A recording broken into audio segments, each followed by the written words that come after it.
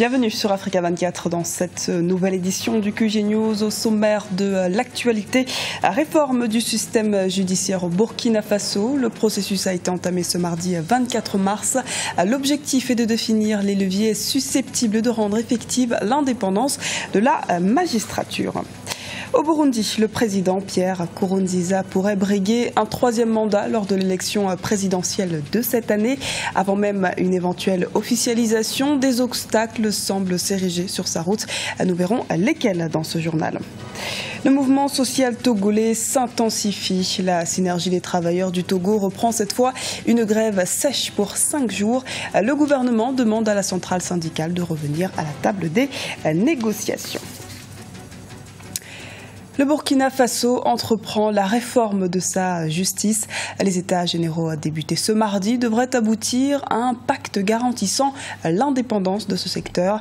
L'objectif est avant tout de refaire la justice, le socle de la démocratie et de l'état de droit, comme nous l'explique Aminata Diak.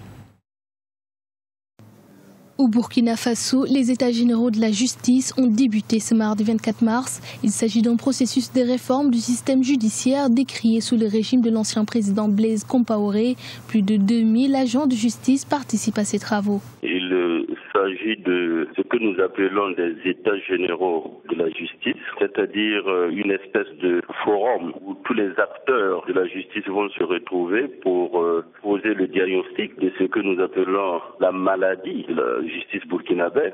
Vous savez bien que au cœur des revendications et des aspirations des Burkinabés, ce qui a même abouti à l'insurrection populaire, c'est l'impunité et surtout cette revendication d'exiger une justice pour tous. Selon l'avocat burkinabé, un pacte garantissant l'indépendance de la justice et la réhabilitation de la confiance entre les citoyens et la justice devrait être adopté au terme de cette rencontre. Avec les organes de la transition, il s'agira de se doter d'une feuille de route pour aboutir à une véritable réforme, sinon à une refondation du système judiciaire pour permettre désormais, par exemple, à la justice d'être libre et indépendante. C'est surtout cette attente de tous les acteurs que les Burkinabés sont en tout cas en droit d'espérer de ces assises, sinon ça sera encore des assises de trop, parce que des États généraux, on en a déjà vu. En décembre 2014, le président Michel Kafando avait annoncé la tenue de ces États généraux de la justice afin de concevoir des réformes approfondies dans le secteur. Les travaux se poursuivent jusqu'à ce samedi 28 mars. Accord de paix au Nord Mali. Le président malien Ibrahim Boubacar Keïta achève ce mardi 24 mars sa visite en Algérie.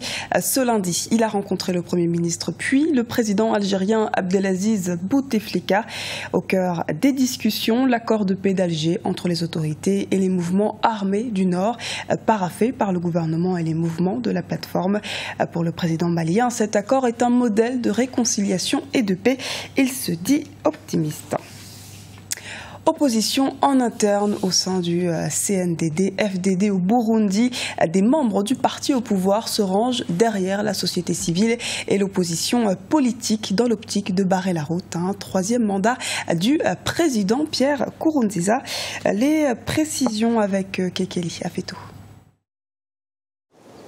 Le président burundais Pierre Nkurunziza contesté dans son propre camp. Un groupe de membres influents du Conseil national pour la défense de la démocratie, Force de défense de la démocratie, le parti au pouvoir au Burundi, a demandé au président en exercice de ne pas briguer un troisième mandat. Ils sont au total 17 membres du parti à lui adresser la demande formulée dans une correspondance. La lettre envoyée au président à plusieurs ténors du parti, notamment le porte-parole du président et le porte-parole du parti CNDD-FDD, y compris la présidente de la Ligue des femmes du parti CNDD-FDD, témoignent bien le problème qui se passe au sein du CNDD-FDD et aussi au Burundi pour le troisième mandat qui est contraire aux accords d'Arusha et même à la Constitution. Cette initiative est le signe de dissension au sein du parti au pouvoir sur la candidature de Pierre Nkurunziza. Elle s'ajoute à celle des organisations de la société civile qui ont engagé depuis janvier une campagne contre un troisième mandat du président en exercice. C'est un signe de malaise au sein de la population burundaise, c'est aussi vraiment un appel ultime auprès du président qui pourrait dire que vraiment, si le président tient compte de tout ça, il devra renoncer. Au sein même de sa propre famille, les avis sont partagés, mais ce sont les ténors, notamment le général Adolphe Nshimirimana et le général Bunyoni, qui tiennent à ce que vraiment le président brigue un troisième mandat, surtout pour se protéger pour des crimes ou des détournements qui ont été commis. Le Burundi tiendra en mai 2015 des élections communales et législatives qui seront suivies d'une présidentielle en juin. Ces scrutins sont d'une importance capitale pour l'avenir du pays, sorti en 2006 de 13 ans de guerre civile qui ont ruiné son économie. Les initiatives se multiplient pour obtenir la libération d'activistes en République démocratique du Congo. 140 organisations de la société civile ont lancé un appel pour demander la libération de la dizaine de militants détenus depuis dimanche 15 mars à l'Agence nationale des renseignements. Ce lundi, l'avocat de certains de ces militants, Sylvain Loumou, a déposé plainte contre X pour arrestation arbitraire de ses clients. Par ailleurs, une motion devant l'Assemblée nationale a été déposée afin de demander la libération immédiate de ces jeunes, tout comme la révocation du chef des services de renseignement qui détiendrait les militants. La synergie des travailleurs du Togo durcit le ton. Le mouvement de grève entamé ce lundi 23 mars durera toute la semaine. La centrale syndicale pointe du doigt l'absence de discussion au niveau du gouvernement. Une situation qui risque d'envenimer le conflit social, comme nous l'explique Birama Saounera. 5 jours de grève, voilà le mot d'ordre décrété par la synergie des travailleurs du Togo. Les membres de cette formation syndicale exigent un redressement de la grille salariale. À cela s'ajoute le relèvement de la valeur indiciaire. Pour nous, le premier élément, c'est de revaloriser le salaire des travailleurs togolais, puisque notre pouvoir d'achat est en berne. L'autre point est relatif au redressement de la grille sur les augmentations du SMIC, opéré en 2008 et en 2011. Sur les 50 000 travailleurs de la fonction publique, plus de 50% sont issus de l'enseignement. Le mouvement de grève perturbe fortement les cours et conduit à la fermeture temporaire de certaines écoles. La synergie des travailleurs du Togo veut de nouvelles discussions avec le gouvernement. L'objectif étant de réfléchir sur les autres points de sa plateforme revendicative. En 2014, il n'y a pas eu de mouvement de la synergie du fait de l'accord d'étape convenu avec le gouvernement. Nous avions tenu parole.